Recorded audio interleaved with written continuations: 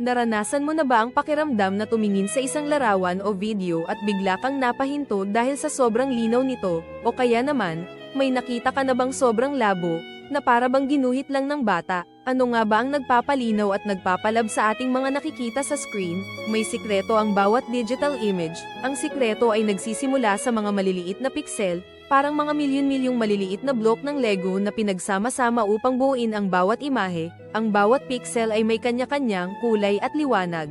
Kapag mas marami ang mga pixels na ito sa isang espasyo, mas detalyado at mas buo ang ating nakikita, kaya mas malinaw ang pakiramdam sa mata. Pero hindi lang basta dami ng pixel ang sukatan, mahalaga rin ang tinatawag na bit depth, na siyang nagtatakda kung gaano karaming kulay at shade ang kayang ipakita ng bawat pixel.